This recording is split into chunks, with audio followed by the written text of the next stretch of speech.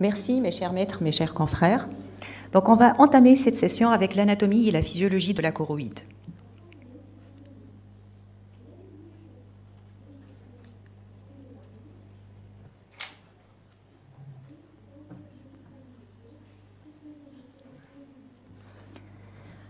Comme vous savez, la choroïde, c'est une véritable éponge vasculaire. Elle est riche en cellules pigmentées, en éléments vasculaires et nerveux. C'est une véritable membrane nourricière de l'œil. Ses fonctions sont multiples, notamment pour des échanges liquidiens et métaboliques, pour la régulation thermique, la fonction immunitaire, etc.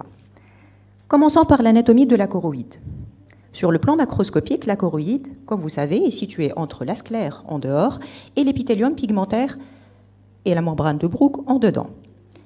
Elle se continue en avant par le corps ciliaire, dont elle est attachée par une zone intermédiaire qui est la pars plana, et en arrière, elle adhère solidement à la papille qu'elle entoure.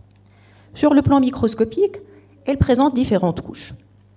De dehors en dedans, on va trouver avant tout la suprachoroïde, qui est une zone de clivage, et qui livre passage à des artères et des nerfs ciliaires.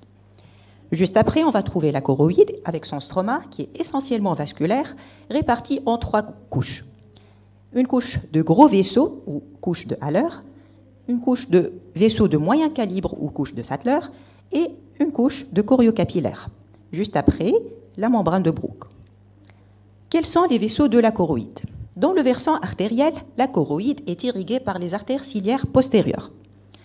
Ce sont des branches de l'artère ophtalmique. Elles sont au nombre de 2, maximum 3, et elles vont se diviser, se ramifier pour donner des artères ciliaires courtes postérieures. Ces artères ciliaires courtes postérieures sont de 2 types, soit paraoptiques, car elles vont pénétrer la sclère au niveau de la région papillaire. Elles vont se ramifier pour donner le cercle artériel de Zinn-Haller, et elles seront responsables de l'irrigation de la partie antérieure du nerf optique et aussi de la région péripapillaire. Un deuxième groupe d'artères ciliaires courtes postérieures, dites distales, car elles vont pénétrer la sclère plus loin, vont irriguer le pôle postérieur et la périphérie.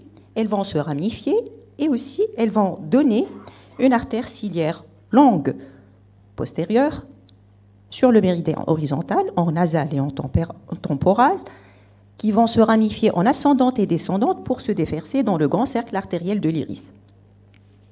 Elles seront responsables ainsi de l'irrigation de la région équatoriale avec des artères récurrentes provenant des ciliaires antérieures. Pour la systématisation, elle est particulière. En effet, elle est faite par des secteurs artériels indépendants et chaque artère ciliaire courte postérieure irrigue un territoire triangulaire dont le sommet est dirigé vers le pôle postérieur. Il n'y a pas d'anastomose, mais il y a une possibilité de remplissage veineux à contre-courant. Aussi, il n'y a pas d'artère choroïdienne maculaire, mais plutôt des branches récurrentes provenant des artères ciliaires postérieures temporales. Pour la choriocapillaire, elle est faite d'une monocouche de capillaires avec un endothélium qui est fenêtré et les pores atteignent les 80 nanomètres. La membrane basale, c'est plutôt le versant externe de la membrane de Bruch et ces capillaires sont disposés en réseau continu, dont la densité est d'autant plus importante qu'on s'approche de la macula. La systématisation, elle se fait en lobules polygonaux, qui constituent les unités fonctionnelles de la choriocapillaire, et elles ont une particularité d'un remplissage artériel central, sans anastomose, dit centrolobulaire, et veineux, périphérique ou périlobulaire. Pour les veines choroïdiennes, elles vont les capillaires vont se déverser dans les vénules qui vont s'unifier dans les veines choroïdiennes et se déverser dans les golfes vortiqueux, situés à 3 mm en arrière de l'équateur, 4 à 6 par œil, et une variante chez les myophores, c'est qu'elle peut se déverser aussi dans les veines parapapillaires. Pour la systématisation veineuse, elle se fait par cadran et dans le même sens que la circulation artérielle. Pour l'innervation, elle se fait par les nerfs ciliaires, soit longs, branches du nerf nasal, soit courts, qui proviennent des ganglions ciliaires.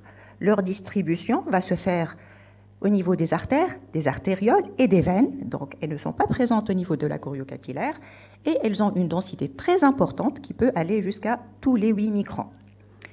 Elles se font aux dépens du système sympathique, dont les fibres proviennent soit du ganglion cervical supérieur, soit du ganglion ciliaire, plus rarement aux dépens du système parasympathique, dont les fibres proviennent du ganglion ptérygo-palatin. Passons maintenant à la physiologie.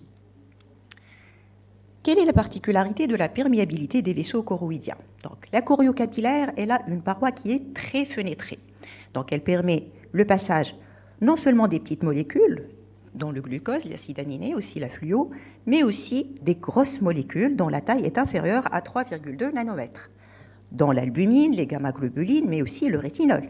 En conséquent, on va avoir un apport de vitamine A en sous-rétinien, notamment mis à disposition des photorécepteurs. On aura un passage et une résorption rapide des petites molécules pour les besoins métaboliques, et aussi on aura une pression oncotique élevée dans la choroïde, contrairement à la rétine qui ne contient pas de protéines, et donc on aura un mouvement liquidien vers la choroïde qui va assécher la rétine. Pour la pression des vaisseaux choroïdiens, au niveau des artères, la pression des artères ciliaires elle est proche de celle des artères ophtalmiques. Pour la pression des capillaires choroïdiens, elle est plus élevée qu'ailleurs dans l'organisme, car elle doit s'opposer à la pression intraoculaire. Ainsi, la pression de perfusion de la choroïde est égale à la différence entre la pression artérielle et la pression intraoculaire. Pour les veines choroïdiennes, leur pression dans la sclère est égale à la PiO aussi. Et en conséquent, s'il y a une augmentation de la pression veineuse extraoculaire, on aura une augmentation de la pression veineuse transmurale, une augmentation du volume choroïdien. Et si en contrepartie, notamment au cours des chirurgies, on n'a pas une pression capillaire diminuée par la PiO, il y a une possibilité de complications à type d'issue de vitrée et diffusion uvéale. Passons maintenant au débit choroïdien. C'est un débit qui est très élevé, voire surdimensionné. En effet, il représente 10 fois le débit sanguin cérébral et 85% du débit sanguin oculaire. De plus, ce débit au niveau de la région maculaire représente 5 fois le débit de la région périphérique. Pourquoi? C'est pour assurer essentiellement les besoins métaboliques de la rétine. 70% de l'oxygène utilisé par la rétine provient de la choroïde. Mais en contrepartie, l'extraction d'oxygène des artères choroïdiennes est relativement faible en raison d'un débit sanguin qui est important.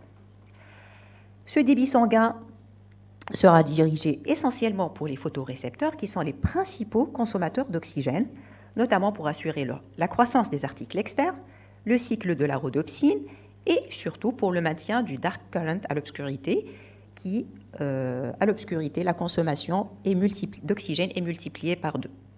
Aussi, c'est pour assurer le maintien de l'homéothermie. En effet, la choroïde est un véritable échangeur de chaleur, non seulement par le débit, mais aussi par une disposition des artères et des veines dans la même direction pour dissiper cette chaleur. Ainsi, elle va permettre de prévenir des maladies maculaires où la toxicité thermique sera responsable d'un dépôt de lipofuscine. Comment se fait la régulation de la circulation choroïdienne? En fait, il n'y a pas de mécanisme d'autorégulation. Quel est le rôle de la PiO? Lorsque la PiO augmente, on aura une augmentation de la pression des golfes dévortiqueuses et une diminution du débit choroïdien. L'oxygène n'a pas d'effet important sur la choroïde, donc il n'y a pas de vasoconstriction, contrairement au CO2 où une inhalation du CO2 augmente le débit choroïdien.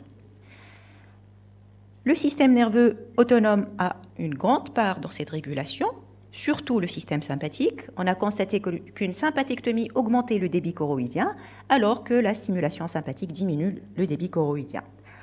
Ainsi, s'il y a une augmentation de la pression artérielle systémique, notamment à l'effort ou au stress, on aura une activation sympathique qui va protéger le débit choroïdien, mais au cours de l'HTA, cette régulation est absente. En conclusion, la choroïde a de multiples fonctions. Elle irrigue la rétine externe, elle est responsable de thermorégulation, mais aussi elle a d'autres fonctions dans les métropisations, l'accommodation, etc. Je vous invite à lire cet article qui les a détaillés, The Multifunctional Choroid, et Cette choroïde est impliquée aussi dans de nombreux processus pathologiques qui vont être détaillés dans cette session. Je vous remercie.